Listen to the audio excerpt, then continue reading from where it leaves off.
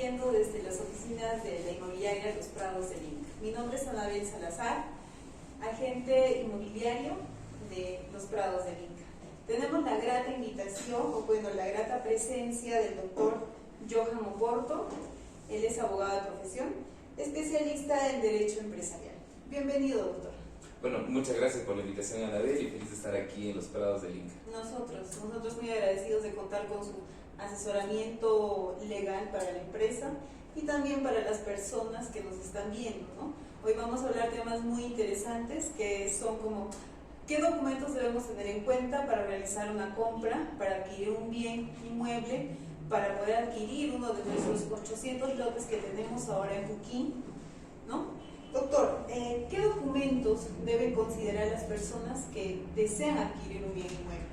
Bueno, sin duda que la necesidad de poder adquirir una vivienda yo creo que es un sueño de muchas familias y por lo cual tomar decisiones de esa naturaleza tienen una vital importancia.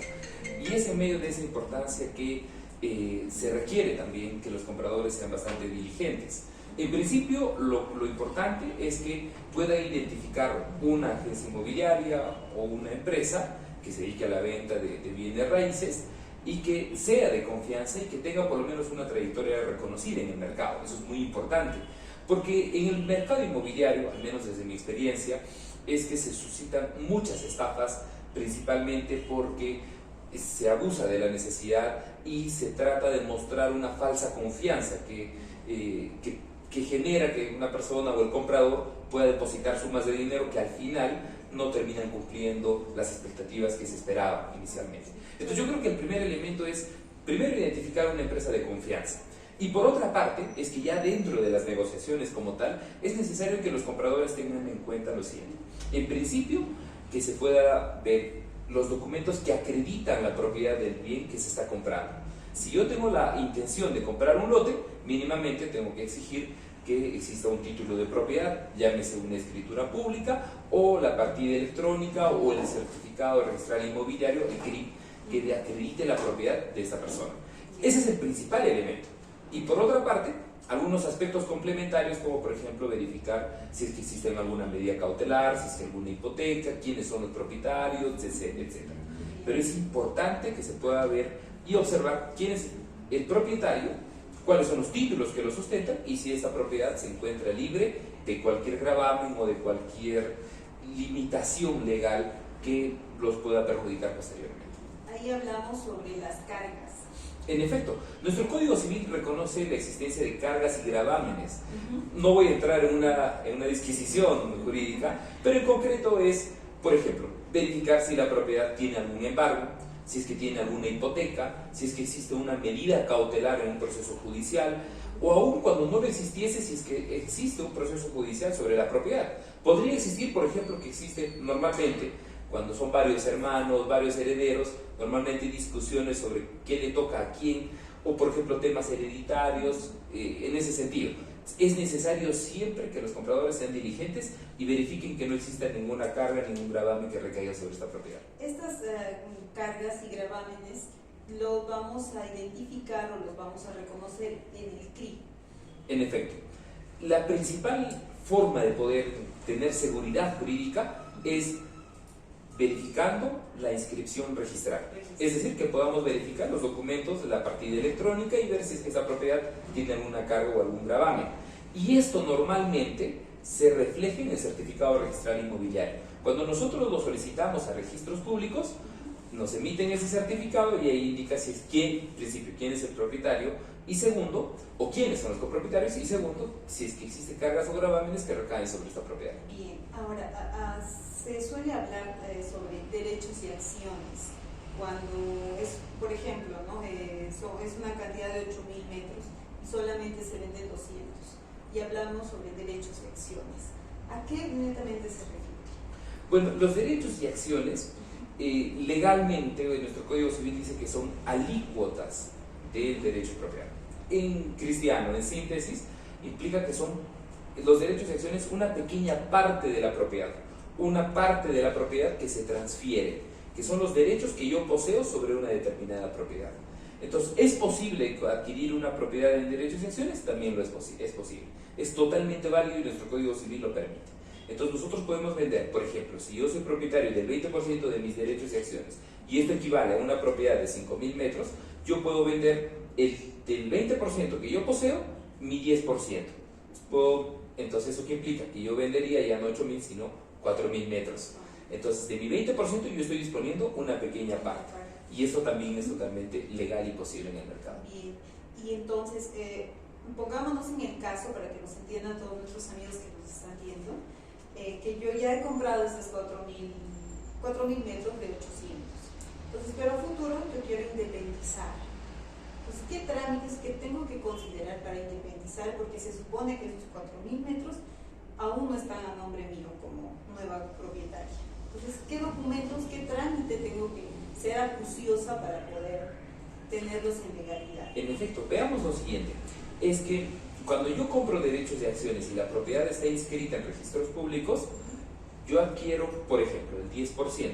Y este 10%, esta compra del 10%, se inscribe en registros públicos. Automáticamente, por el solo hecho de la inscripción y por la compra-venta, yo ya soy propietario de ese 10% y del área que equivale a ese 10%. Entonces ya soy propietario. La ley permite eso. Sin embargo, si yo quisiera que mi lote de terreno, por ejemplo, tuviese una independización, es decir, tenga su propia partida electrónica, donde yo sea dueño del 100% de la propiedad, en principio se debe iniciar un proceso de subdivisión, un proceso de independización. Pero para ello es necesario realizar algunos trámites previos, como por ejemplo, realizar la subdivisión a través de una escritura pública, en una notaría. Por otra parte, iniciar el proceso de subdivisión administrativa propiamente en la municipalidad, para que la municipalidad declare o emita la resolución de la subdivisión y la habilitación urbana. Es importante que las propiedades cuenten con una habilitación urbana. Y posteriormente, con la independización que acepte la municipalidad, con la resolución de independización, esta la podemos inscribir en registros públicos. Entonces es importante que se pueda hacer, en el mejor de los casos, poder hacer una independización de una buena cantidad de lotes, porque así se facilita. Primero, va a resultar menos oneroso y es mucho más fácil hacerlo por una gran cantidad de lotes, ¿no? Que es lo más recomendable. Pero tampoco eso obsta para que se pueda hacer una independización por un pequeño lote o por pequeñas fracciones. Es posible. Es posible. Es posible, pero un poco más. Es un poco incómodo. Es que veamos algo. Nuestro sistema legal es muy complejo y a veces un poco enmarañado. Entonces, existen muy pocos incentivos para poder hacer que la transferencia de la propiedad sea mucho más fácil. No es lo mismo comprar una propiedad en el Perú que comprarla, por ejemplo, en Europa, donde los sistemas registrales son más sencillos, las transferencias de propiedad es más sencilla. En cambio, en el Perú hay mucha burocracia, principalmente por las reglas que rigen la distribución urbana en el ámbito de las ciudades. Es mucho más fácil hacer la independización de un lote agrícola que hacerlo de un lote de una ciudad. Sí, es cierto, es bastante tedioso a veces los trámites en la municipalidad, como usted mismo dice, ¿no? Bien, amigos, estamos con el doctor Oporto, entonces volvemos en unos minutos.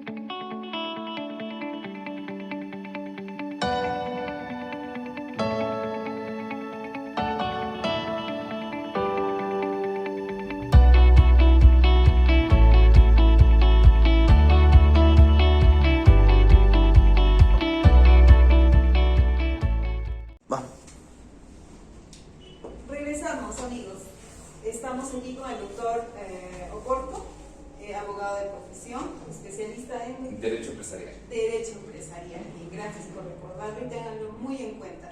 Doctor, continuando con esta breve entrevista, hemos hablado, o bueno, se escucha hablar sobre diferentes tipos de contratos. Contrato de promesa de venta, contrato de arras, y muchos de nosotros nos vemos confundidos cuando nos dicen, bien, vamos a firmar un contrato de arras. ¿Nos podría explicar un poco más sobre los contratos de arras? Claro, bueno, en principio es que nuestro Código Civil reconoce una suerte de variedad de contratos preparatorios. ¿Qué quiere decir esos contratos preparatorios? Que previamente a poder firmar una compra-venta a futuro, nosotros podemos establecer algunos contratos previos o preliminares con la finalidad de poder asegurar a futuro que la compra-venta se lleve a cabo. Yo tengo la intención de comprar una casa, no dispongo del efectivo suficiente en este momento, preveo que en 10 meses lo podría conseguir, entonces yo puedo hacer un contrato con la finalidad de asegurar que yo pueda comprar esa propiedad de aquí a 10 meses. Entonces, en otras palabras, es la posibilidad, estos contratos preparatorios tienen esa finalidad, asegurar un futuro contrato, la celebración de un futuro contrato. Entonces, por ejemplo, existe el contrato, la promesa de venta, y la promesa de venta implica que dos personas se comprometen a celebrar a futuro un contrato de compra-venta propiamente. ¿Puede establecerse algún monto económico o algún adelanto? Es posible también. Nuestro Código Civil permite que las personas tengan libertad para poder contratar, según ellos convienen.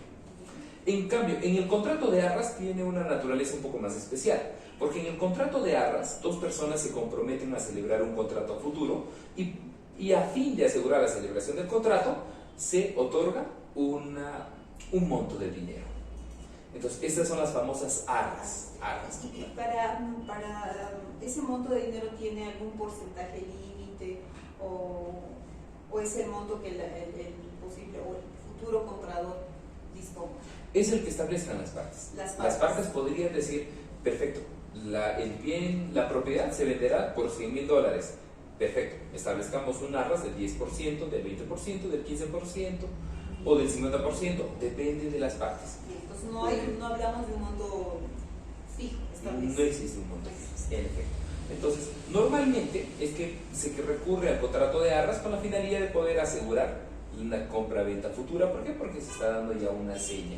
Entonces, y eso obliga también, estos contratos permiten que también el vendedor de la propiedad no transfiera el inmueble a otra persona. Que sí disponga en el momento con el dinero. En efecto. Entonces se puede asegurar que la propiedad se mantenga y no se oferte a otras personas ni se transfiera a otras personas. Perfecto. Entonces debemos entender también que si hemos pactado en 10 meses yo cancelo con el monto de la propiedad, supongo que habrá penalidades, ¿no? Entonces, ¿qué tipo de penalidades podría incurrir tanto el vendedor como el comprador? Bueno, existen dos tipos de penalidades: las penalidades moratorias y las penalidades indemnizatorias. Las moratorias son aquellos casos, por ejemplo, que yo me comprometo a pagar de un adelanto del 10% y tengo que pagar el 90%, supongamos, a fin de mes. Si yo, por decir, incumplo con pagar o pago con retraso, me voy, por ejemplo, lo pago después de 10 días, de 15 días, de 20 días, yo puedo pagar una penalidad moratoria. Entonces yo pago, por ejemplo, una mora por cada día de retraso, pero es importante que esta penalidad esté establecida en el contrato, en efecto. Y la penalidad indemnizatoria es en aquellos casos, por ejemplo, que yo incumplo con pagar el saldo, por ejemplo, y a cambio, a causa de ese incumplimiento, yo pago una suma de dinero destinada a indemnizar al perjudicado.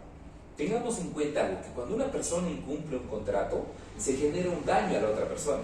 Supongamos que yo soy un vendedor y yo celebro un contrato de arras con el comprador y este incumple con pagarme. En principio, veamos que por efecto del contrato de arras yo no puedo vender la propiedad. Pude venderlo a otra persona, pero no lo hice. ¿Por qué? Porque existía un contrato. Y por otra parte, y es lo que me genera, que yo perdí la oportunidad de contratar con otras personas, o perdí, por ejemplo, la oportunidad de invertir ese dinero en otras actividades, etc. Entonces, ese daño que se me ha generado a mí tiene que ser objeto de resarcimiento, de una indemnización. El Código Civil dice que toda persona que genera un daño a otro tiene la obligación de indemnizarlo. ¿Y cómo se genera un daño a otra persona? En el ámbito contractual, en el ámbito de las propiedades, es a través del incumplimiento de los contratos.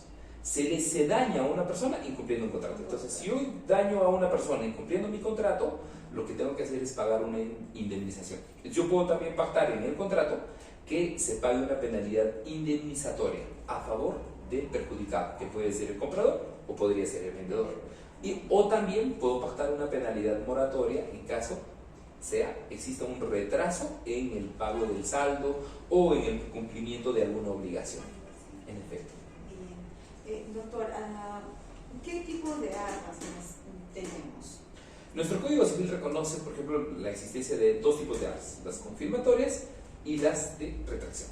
En concreto, la diferencia entre ambas está: en el primer caso, las confirmatorias están destinadas a confirmar la compra-venta que se van a realizar, y en las de retracción son aquellas arras que se otorgan, pero si existe una retracción de una de las partes, decide ya no celebrar el contrato, esta parte termina cobrando el dinero, quedándose con el dinero que se dio como parte de las arras, pero al doble. Y esto está establecido por ley, salvo las partes estimen lo contrario. Bien, y pongámonos en el caso en el que haya la promesa del comprador que indique, ¿no? Ya para tal fecha, para un 10, por decir, de septiembre, yo tengo que cancelar la totalidad del valor del predio que estoy comprando. Entonces, se podría anexar o se puede, o si se da alguna cláusula en la que se podría ampliar, sí, como totalmente, una adenda a este contrato. En efecto, es posible que se pueda ampliar los plazos de ejecución de un contrato. Sin embargo, es necesario que para ellos por lo menos este acuerdo se tangibilice en un documento. Puede hacerse por acuerdo de ambas partes, o en su defecto también existe la posibilidad, si yo incumplo por causas que no me son atribuibles, supongamos, hay una situación de fuerza mayor como esta pandemia o el estado de emergencia, y producto de esto no puedo cumplir, yo puedo pedir a un juez que mis obligaciones que tengo que cumplir se me sean prorrogadas por un tiempo mayor por efecto de un hecho que es de fuerza mayor. Pero para eso es necesario que exista un proceso judicial. Entonces pagan verdades en este momento. Recurrir al Poder Judicial, a poder realizar acciones de esa naturaleza, no es lo más recomendable, sobre todo por el tiempo y el gasto que eso demanda. La primera alternativa siempre será que puedan sentarse a negociar ambas partes y poder llegar a un acuerdo sobre una prórroga del plazo, que sería lo más recomendable. Bien, amigos, tengamos en cuenta, el doctor Oporto nos está asesorando, nos indica que siempre es lo más salomónico para ambas partes es que podamos conversar, que podamos llegar a un acuerdo, porque como ya lo escuchamos al doctor, es bastante tedioso y nos va a salir más oneroso el tener que estar haciendo papeles, documentos y los juicios que nos indican, doctor. En efecto. Bien, doctor, le comento y a todo el público también, tenemos 800 lotes en Puquín, ¿no? Son hermosos lotes de 200 metros cuadrados y los estamos ofertando a un precio pero increíble, justamente por ese tema de la pandemia. Entonces estamos tratando de hacer accesible, ¿no?, los costos de los terrenos, de los predios. ¿Quién no sueña en tener su casa de campo, su pequeño departamento con su patio amplio? Y es lo que los Prados del Inca estamos ofreciendo. Así es que, doctor, ya tenemos separado uno de sus lotes. El día sábado estamos teniendo una visita guiada a todos nuestros posibles compradores, todos los que deseen conocer. Comuníquense al número de nuestras oficinas de los Prados del Inca, que es el 084 78 61 91. Pues sí, yo tengo sorprender el número, acabamos de cambiar. Chicos, tomen en cuenta, lo vuelvo a repetir, el número telefónico es el 084 78 61 91. Doctor, le agradecemos mucho su presencia, a todo el público en general. El doctor es muy amigo de la inmobiliaria Los Prados del Inca, por su trayectoria, doctor. Sabemos que usted no va a asesorar a cualquier empresa, entonces contamos con su asesoramiento legal. Con toda la confianza, por favor, todos ustedes hagan su compra, hagan su reserva de estos lotes que ya están quedando muy pocos. Vuelvo a reiterar, doctor. doctor ya está separando uno de sus lotes. Sí, en efecto, y creo que serán dos. Sí, están de oferta, No se olviden, chicos, de seguirnos en nuestras redes sociales, Facebook, Instagram, YouTube y la página oficial de la empresa. Bien, los esperamos todos los días lunes, miércoles, viernes, domingo, con nuestra transmisión. Estamos con nuevos invitados de la misma altura del doctor Oporto. Entonces, no se pierdan nuestros nuevos programas. Los esperamos, chicos, ¿qué día nos toca, Benito? El día viernes, con un nuevo invitado. Visítenos en nuestras oficinas, que estamos ubicados en la Avenida de la Cultura, número 1000, la oficina 406. Doctor Oporto, sus últimas palabras. Bueno, en principio agradecerles mucho por la invitación y sobre todo felicitarles por el proyecto que vienen llevando adelante por estos 800 lotes. Bueno, sin embargo, yo considero de que es importante también que la población tenga en cuenta que un elemento fundamental para poder contratar y poder adquirir una propiedad es siempre elegir una empresa de confianza. Y definitivamente por la experiencia que tienen los Prados de Inca, sin duda es una empresa a la cual personalmente yo podría recomendar. Y muchas gracias por su invitación nuevamente. No, a usted las gracias. Bien, chicos, nos vemos en el siguiente programa.